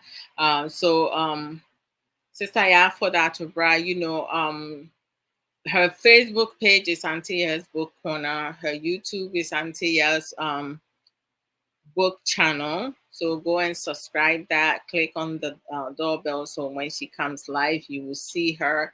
Her first book is about inspirational book, which is reflection of my thirsty soul. The second book is my personal favorite, but I love all her books. Is The Beauty of a Woman's Heart. The third book is Reflection of My Weary Soul. It's about devotional book. The fourth book is a #1 bestseller at Amazon. It's a Own It, a guideline to taking accountability or responsibility of our own journey, of your own journey. And then the fifth one is My Unapologetic Self. The sixth one is coming, I believe. She put it up, like she started advertising it. I haven't familiar myself with the topic, but it's out there. When you go to her page, you should be able to see it. And then Sister Boatima, Boatin Russell, her book is Echoes of um, Ya BBR Chronicles. Yes, it's at Amazon also. And then you have my book, Unveiling My Life, a guideline to Breaking Free and Reclaiming My Life, which is also at Amazon. You put in Sister Adwoa Odo's name, all her books will pop up. Sister Boatin, her book will pop up. You put Adwoa Odo, my book will pop up. You don't even have to put the Sasu, but like it will pop up at Amazon. So Sister um, let me see what else. Sister also have, Antia's Own It Academy coaching and book publishing service. She was my coach for my book, my first book. There's more to come. I'm working on the second book. But gradually, I'll let you guys know when that will be published. But it will be published soon. Yes. All right. So let me see. If I did not mention your name, please forgive me. Don't feel certain way. It's not intentional. Yes, it's not intentional at all. Wait, where is this? Okay. So I'm going to go into, oh, my phone is almost there. I'm going to go to, power struggle when it comes to parenting. We do have some parents who power struggle with their children because they feel that their children are not listening to them. Their children are giving them difficult times. Their children are throwing too much um, tantrum. Now, it's always important, how parents, speak to their children, because what we teaching them or what they seeing within the house. Thank you guys for sharing what they seeing through the house, right? Uh, with their siblings, with their parents, they're going to mimic that. So if you are a parent who normally have a tendency to scream when you talking to your child, right? Of course, your child is going to pick that habit because that's what they used to. When they start talking now, they also going to be screaming. So we have to be a role model for our children. If we're not a role model for our children, we'll struggle with our children. And then, we always like looking for others to fix that. You can have different teachers for your child or children. You can have different family members to help you with your child, right, or your children. However, if you the parents is not consistent with your own rules and regulations, or for you to set clear boundaries, what will be allowed and what will not be allowed in your household. Now nobody can come to your home. Can you imagine, like, you are in your house and you have a family member or someone outside your family to come over there and tell you what you can and cannot do? That's impossible. Your rules goes for anyone who enters your home.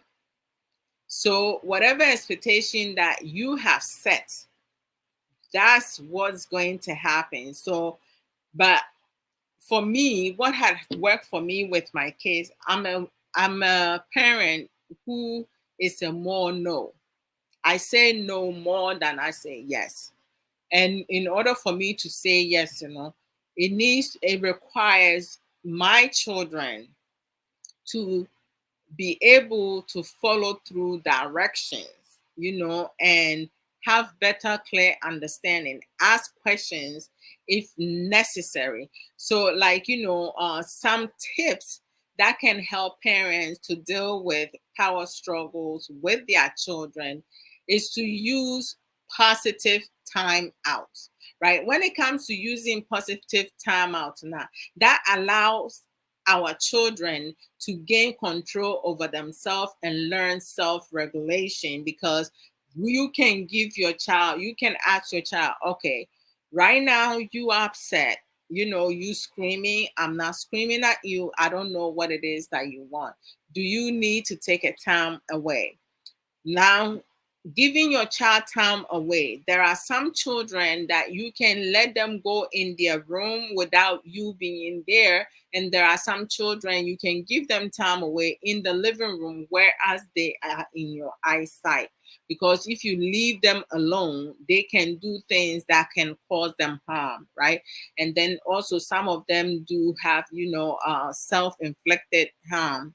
So you don't want to put them in a place that can create more safety concern, right? They have to be watched. There are some children that you have to have your eyes on them at all times. So giving them time away, it means you don't say nothing. You give them enough room and space to breathe. to vent if they need to. Making sure that they're not picking any objects that is sharpened or objects that can cause them harm, right? Uh, Staying calm, right? When you are feeling frustrated, you need to try to keep your cool and avoid saying or doing something you will regret. Because sometimes when we upset, you have some children saying, I hate you, I don't love you no more, I don't care about because you don't care about me. Don't go and say, no, don't say that I do care about you. You saying all that right words, but that child is not hearing it, right?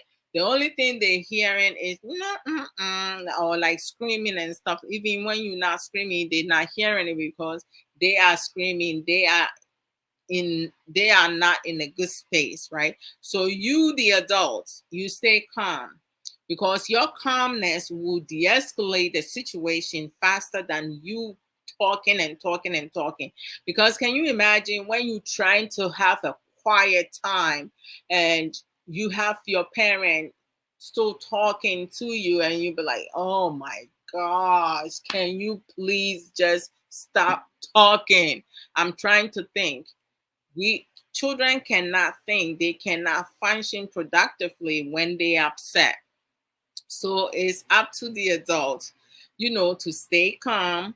And by us staying calm, we also teaching our kids that we don't need to be screaming, we don't need to be yelling, we don't need to be moving about. We can sit quietly and listen to music. Music is a good sensory for the mind, body, and soul, because at times, depending on which type of music you listen, music calms a person's down, right?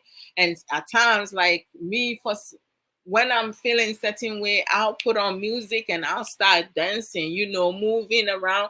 And sometimes some of the move is really funny, but then I see my kids like covering their mouth. I know they're laughing, but around when I'm in that mood, you can laugh all you want, but I know I'm calming myself down. Doing meditation, teaching our kids how to meditate. If you have never done meditation, you do it for 5 minutes. You set your alarm, you do it with or without music, whichever one works for you. That's fine with me. You know, so at times what we can do, also we offer choices, right?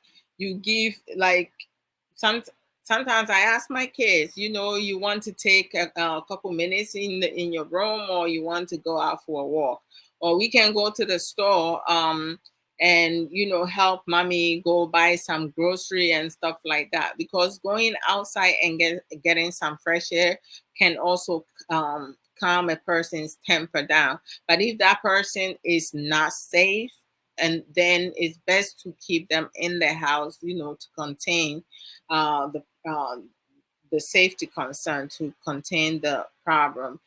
Drinking water, right? Making sure that you have a plastic cup. You're not giving them a glass or something, because if they want to drink the water, don't just put it in their hands because you feel that drinking a cup of water or a bottle of water will calm them down. Make sure you get the okay from them. Would you like a glass of water, a cup of water, a bottle of water? Don't give them soda. Don't give them any sugary, because if your child is impulsive, hyperactive, that's not the time to give them any sugary drink. Water, simple, nice, warm water, not cold water, warm water, or a cup of warm milk. Some kids don't like milk. Some adults don't like milk, so you can stick to water. Water can do all the magic and stuff. Auntie Eminie, dance does not unalive the earth. I'm po, like I'm telling you, any dance goes. You can clap, clap, clap, clap, clap. Uh, clap, clap, clap, clap, clap. Hey, I mean, you can jump up and down, move your head. Hey, I mean, you can just move around like you. do whatsoever. Play your favorite song and just go crazy. Like for me, I cannot stay stressed because I have to like make sure that I'm thinking positive, positivity, good energy. You feed yourself with that. But music, I just love music. Any type of music, it don't matter how much, how upset I am, it will calm me down, because a lot of times things happen. And one thing I don't do, something that I know if I stress myself, it will not resolve on its own. I am not going to stress myself for that. No way. And it's not healthy for adults and a child to be yelling at each other, screaming at each other, cursing at each other, like, um, just not listening to each other. Because sometimes what happens, some parents don't listen to their kids when they're trying to share information with them or express themselves. And some children don't listen to their moms because they feel like they know better. So you have to find a constructive, strategic way to connect with your child, right? That's why, like, playing games together, watching their favorite show together with them, that's part of the bonding with your child, right? Taking them out for a walk, going to the park, spending as much time as you can with one another. So, like, you use the positive time out. It's not every behavior we have to reward, because reality is when your child is not at home and go to school or go to a public event, and they do something great, that you can give them compliment. My goodness, great job. How did you learn this? Show me how. Because we have kids who can make, they can draw really nice. Oh my gosh, show me how you drew this because I need to learn. Some kids would like to read books, other kids like to watch their favorite show, sing a long song. You sing it with them. Like when I go to my baby sister's house with my niece, they one of the shows that she watches, they sing a song, uh, baby shark do do do do do do, baby shark do do do do do do, baby shark, mama shark do do do do do do, mama shark do. So it's like when I go there and they're playing, I will start clapping and I'll start singing along with them, and she's looking at me like she's not even one yet, but she be looking at me like okay, and then she will smile. She knows that I'm watching it. I'm not saying, oh, I'm here, put it on a movie and stuff like that. No, sometimes with the kids watching their show, um go Captain Planet, like whichever one, just go along with it. I used to listen to Dido, Enya, Yani, Bach, Beethoven. Oh my God, Celine Dion. Oh, the power of love. I love the power because I'm your lady and you are my man. I mean, that's like awesome. I'm glad that you listen to so much, but y'all know me. Pedro is my main man. I love Kenny G. Listen to his jazz.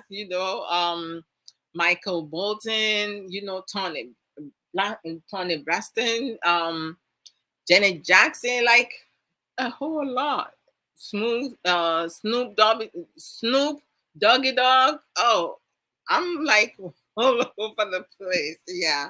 Um, Dada Katie, like, I mean, any song, every song, if I don't know how to sing the lyrics, I use the beat just to move around, tap, tap, tap, tap, tap, tap, tap, tap, tap, tap, tap. I know a friend, he told me one time, he was like, I don't know. Each time that he hears music, he's able to, like, he said, when I'm sitting down, I can dance really good. But when I get up, it's a different story. And we will all bust out laughing because my gosh, when he gets up to start dancing, everyone around will just start laughing because he cannot. He got two left feet. When someone gets two left feet,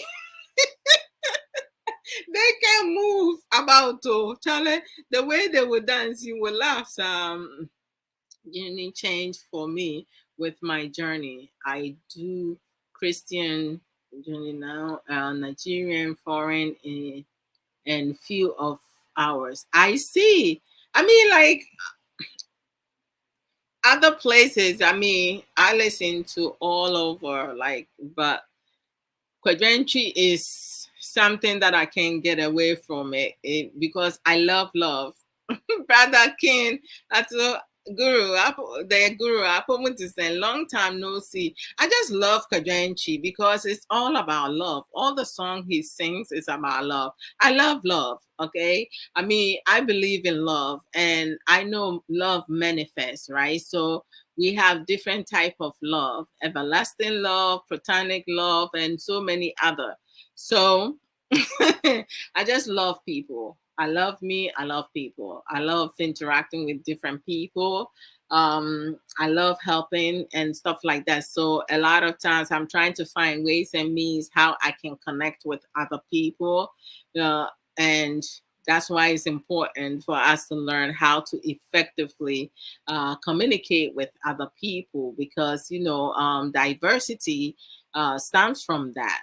Sometimes you may have people who have, speak different language, but you will still be able to communicate, especially when you switch to English. Some people are not fluent in English, but they're able to speak it. Other people, they require translators and stuff like that. But when you go to social media now, you have some people saying they don't speak, they don't understand English, but they're writing in English. Can you believe that? So it's a whole lot.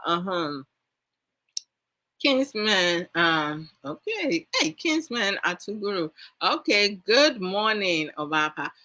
Well, good morning to you. It's good afternoon to me. It's 5 o'clock. Well, 5:07 p.m. on my end. I like coffee Canada, though, except Sandre songs be. I love his songs too. Susukana. I love most of his songs, Things Fall Apart and all that. Yeah. I think he's a genius. I love his songs. Hey, Kennedy, you day. Cuz, good to see you. Doing great. Happy to see you. Well, likewise, and thank you, cousin. Long time no see. Where you been? Eh? Where have you been? Yeah. So I mean, like music is good. So just find your safe place, listen to music because and then sometimes taking deep breath, right? You just inhale, exhale, calm down, just try to counting. Some people also counting help, from either from 1 to 10 or 10 to 1 backwards. By the time you get to 5, either way, you should calm down. If you get to 5 and you still upset, it means counting does not work for you. Figure out something else. Okay, Susuka. Yes, I love that song. Yeah. Mm, Obinya Waye. No credit, no credit, no credit. Things fall apart. Yeah, I love his songs. I mean, that Lumba, I love most of that Lumba songs, but like with his songs, it takes me years and years before I can literally understand the lyrics. It takes me a while because the way he says it, it takes me a long time before. But with Kwajanchi, I can learn Kwajanchi songs easily. So Kwajanchi is my number one. Yeah. Uh, if Hobby and I get into misunderstanding and I'm not talking to him, all he has to do is to put Kwajanchi song on. By the time the first song is over, oh, I will mellow. I will calm down. Yes, I will be paid. I will calm down and start smiling like nothing happened. Hey, Imran, I want to say it's good to see you. Thank you. Thank you all for the gifts. One love to you guys. Yeah. So the power struggles, parents need to come off the power struggle because your child cannot hear you. Eh? If you screaming, me, if you talking to me and you screaming and you yelling, it comes here and it goes out here. None of it sticks. Take your time, take a deep breath, speak, vent if you have to. Yeah. Mhm. I speak in tongues, bust out in praises or worship, which will lead me to pray words and calm down. Oh yeah, I know someone who does the same thing. I mean, like I have a family member when we go to church and we doing praises and worship, she will start praying and singing a song like um singing the song in tongues. And I'll be like, how the heck is that possible? I'll be like, okay, like, how are you able to do that? But it happens, you know. I'm good, sis. Thank you. Good to see you too. Oh, thank you, Rantin. It's always a pleasure seeing you. Okay. So, as parents, right, we need to be a role model for our children, right? So, the fathers, especially the Ghanaian fathers, please don't let your wives and your baby mamas, fool you guys and use you guys against your children. Because a lot of children are fearful of their fathers. It shouldn't have to be. It's okay for a man to build relationship with their princesses, daughters, and prince sons, right? And have a good relationship equally with both the boys and the girls. Because a lot of times some mothers, the way they go about their way, spoiling the kids. I mean, I'm saying I love my kids, right? I will walk in the fire for my kids. I will not allow people to bully my children. I will stand and advocate for my children. But I need to also teach my children, accountability, morals, integrity, coping, how to express themselves, how to advocate for themselves. Like, because people can lie. So if situation comes about now, how do they go to present themselves? Because a lot of times some kids, they struggle with that. Learning how to cook. My son is going to learn how to cook, and then my daughter is gonna learn how to cook because that's part of life skills. They need to survive. They can't survive on fast food. Buying food outside. You don't know ingredient they put in it. When you learn to cook your own food, at least you know what ingredients you put in there. I love families who cook home meal. Every once in a blue moon, you can get fast food for your child because when you tired, you're tired. But make sure the responsibility, you teach your kids to be responsible. When they do things that are unacceptable, we hold them accountable. You can't say, oh, that's how my son is, so that's how my children are. No, teach them right. Let them be able to learn from their mistakes. Do not make excuses and give reasons for their uh, poor behavior.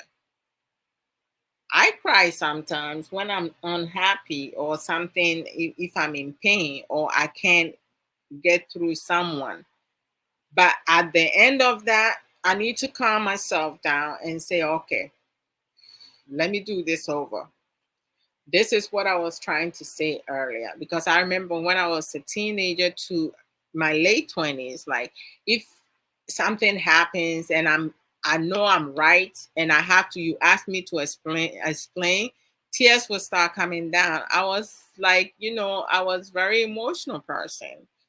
But as time went on, I learned to effective communication. So I'm more effective, communicating things to people that I care about, people around me, to use my words, to have them have better understanding where I'm coming from, what I can be done, and everything. But like when you lacking of effective communication, most times like things people who say so much and you don't have anything to come back, right?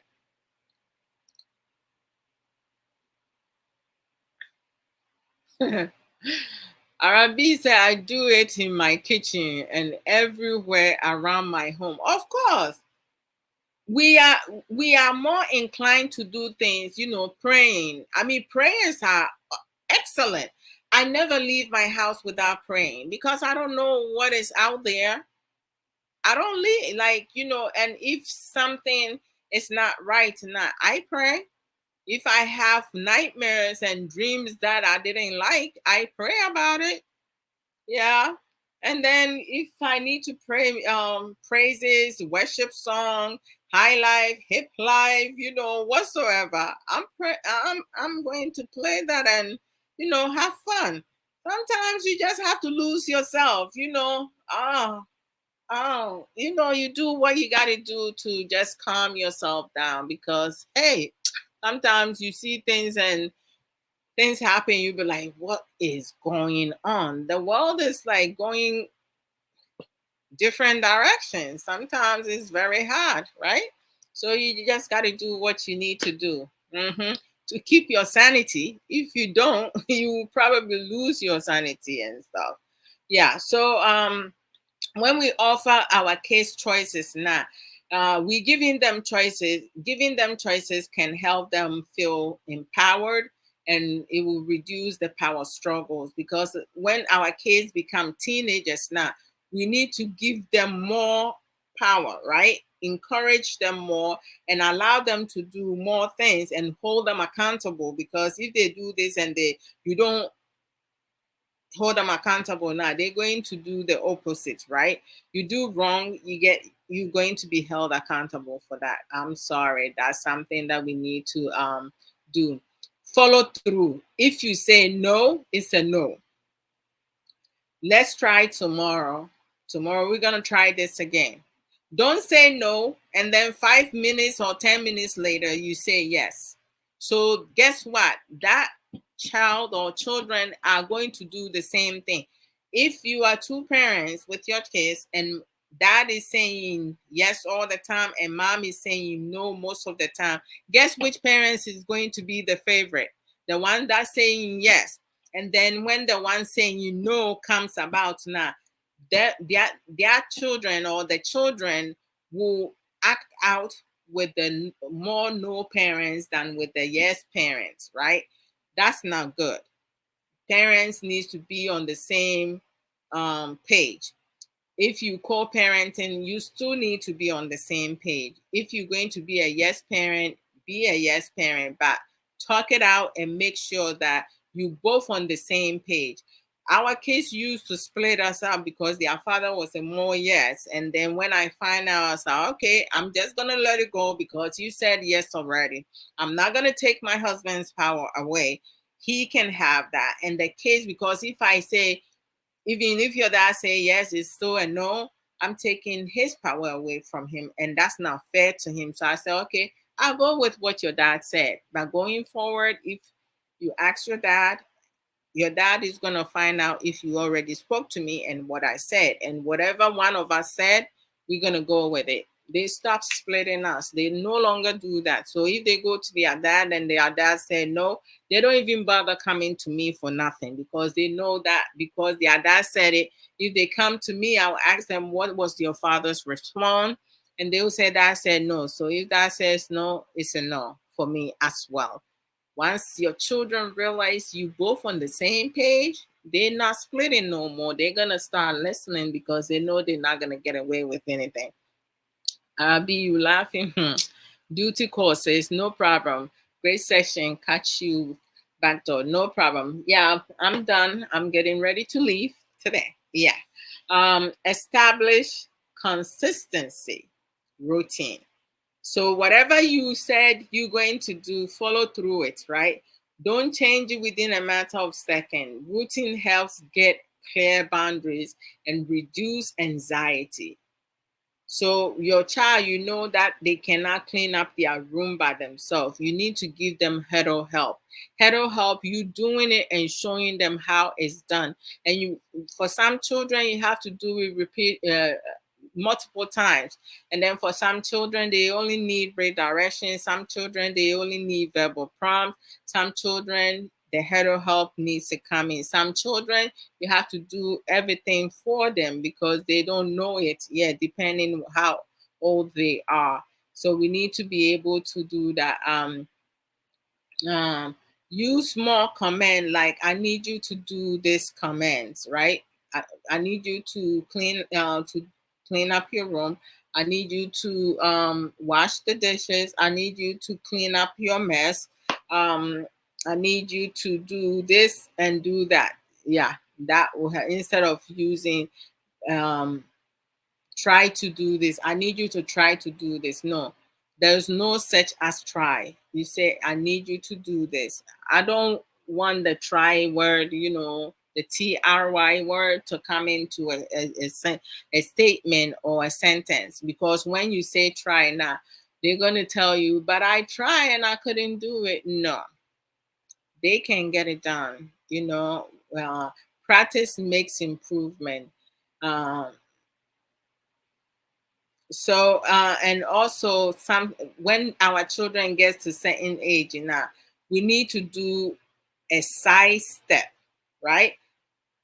Don't go and pick up the other end of the rope, because if you continue to do that all the time, now they will not do anything. You you walk them through it, and then once they start learning it now, they need to do it on their own, because if you picking up the other side of the rope for them now, they always going to accept you to pick it up for them, and before you know it, instead of growing, they started sliding back because mom will do it or dad will do it. So they don't have to do that. Mhm. So these are some of the tips that we can implement into our house home with our children and even with our partners. That will help improve things with ourselves and with our children. So but don't allow your children to horseplay, because children does not have the ability to know what is, some of them they know what is right and wrong, but when they horseplay around without adult supervision, one can seriously get hurt. um, I have uh, a story. There was two cousins that I know. They were playing around, just messing around. One kicked one, threw something at the other, and the other one got upset. He got up to go kick the other one who threw something at him. It wasn't. He was just playing around, and he was young. So the other one got up and went to kick the one who threw something at him, and when he kicked the person had a needle in his hand. So he put his hands up, and when he kicked him, the needle went into his foot, and the piece, the tip of the needle broke and went into the other the other person's foot.